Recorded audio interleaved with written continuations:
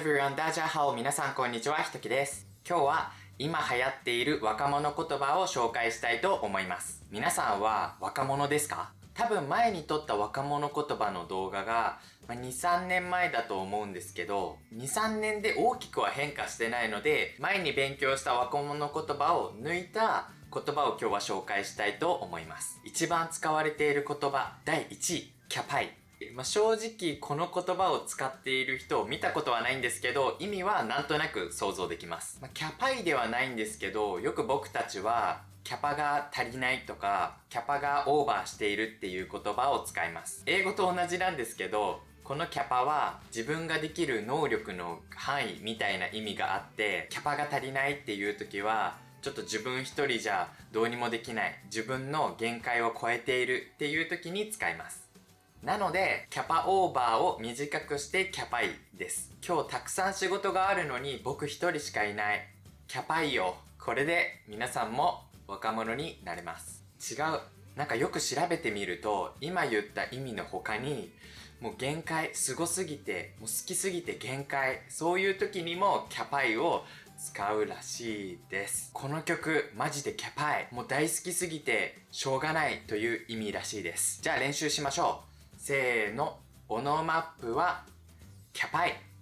OK です。二つ目、メロイです。これは若者じゃなくても、若者ですけど、これも意味がわかります。オノマトペで、メロメロというオノマトペがあって、もう好きすぎて、心とか頭が溶けちゃいそうな様子を表します。英語の melt、溶けるをイメージするとわかりやすいと思います。メロメロの使い方は、例えば、僕は、君にメロメロだ。本人に直接言うと、少しロマンチックすぎて、なんかドラマみたいに聞こえるので、あんまり日常生活では使わないかなと思います。ということで、メロイは、メロメロになるほどかっこいい、かわいいという意味になるそうです。好きな子の笑顔がメロイ。メロイを超えると激メロになるらしいです。激は、すごい、めっちゃみたいな意味があります。メロらせるという言葉があるみたいです。僕はあのアイドルにメロらせられたって言うみたいです。メロらせられたが言えない人はおじさんです。もしくはおばさんです。3つ目は風呂キャン。これは正直何回か聞いたことはあります。意味は風呂をキャンセルするという意味です。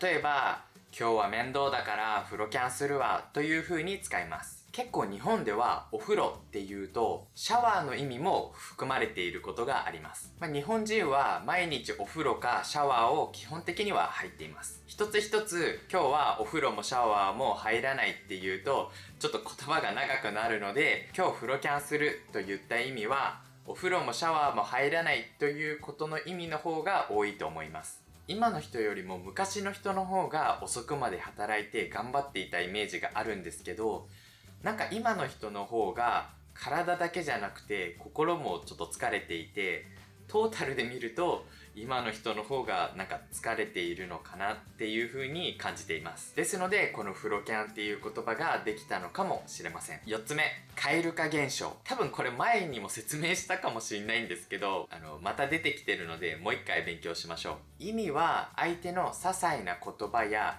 動きで気持ちが冷めてしまうこと。例えば結構記念日を大切にする人がいて、そのパートナーがあんまり記念日を大切にしない人だった場合、そのパートナーが記念日を忘れていたりすると、それを見てちょっと気持ちが冷めちゃう。この時にそれを見て蛙化しちゃった。文章で使う場合は蛙化した。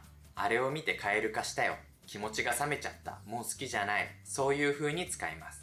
でも、こういう現象のことを蛙化現象と言います。日本で一時期この蛙化現象っていう言葉がすごく流行ったんですよ。なぜかというと、多分 X での投稿だったと思うんですけど、ある女の子がいて、その女の子と彼氏が多分ショッピングモールに行って、そこに日本だとフードコートっていう名前で大きな広場があって、そこにたくさん食べ物屋さんがある場所が大体どのショッピングモールにもあるんですよ。ここって結構混むので、先に買う前に席を取っておく場合があります。どうやらその女の子が先に席に座っていて、彼氏が食べ物を買ってまあその女の子がどこに座ってるかなってこう探している様子、その様子を見てこの女の子はカエル化したそうです。ちょっと違うかもしんないんですけど、その女の子からすると男の子って、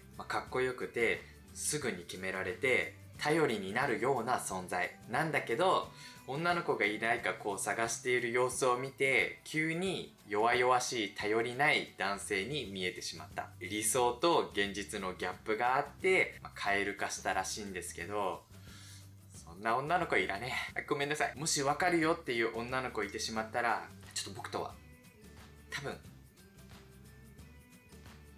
頑張って男の子を探してください。男女逆のバージョンもあって、結構男性がご飯のお金を払う場合って、日本だと多いんですよ。でも女の子も財布を出してお金を出す意思はありますよっていうことを伝える場面も結構あります。これは別にいいかなって個人的には思うんですけど、中には男性がお金を払おうとするときに、女の子が財布も出さないでおごられることが当たり前かのようにしている様子を見ると、なんかちょっとカエル化しちゃう男性がいるみたいです。でも確かになんかすごい当たり前みたいな顔していたら、それが嫌なんじゃなくて、あんまり感謝ができない人なのかなっていう風に見えて、気持ちが冷めちゃう、カエル化しちゃう男性がいるっていうのは理解はできます。もし皆さんのカエル化現象があったら、ぜひコメントで教えてください。この他は結構前の動画と被るとこが多いんですけど、新しいもので言うと、メンタルブレイク。彼氏と喧嘩をして、今すごいメンブレ。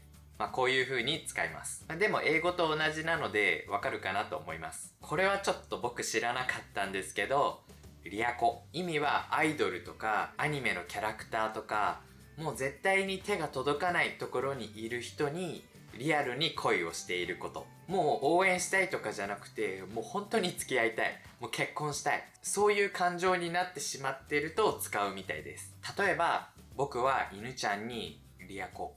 冗談ですよ。ちょっと激しすぎたね。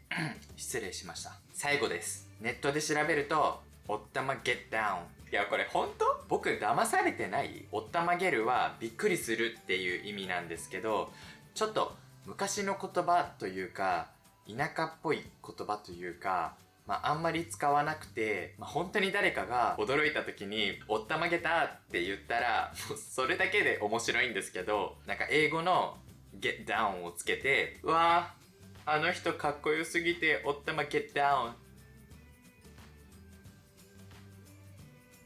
い、オノマップ見つけた、おったま get down。そんな人いる？一応ランキングに入ってたので紹介しました。2025年の若者言葉を皆さんアップデートしたので、ぜひ日本に来た時には使ってみてください。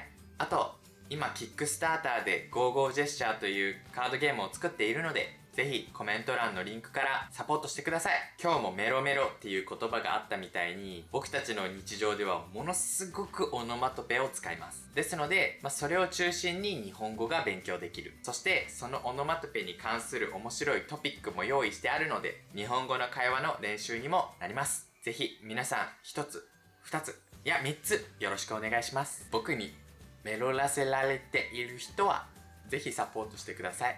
よろしくお願いします。皆さんありがとうございました。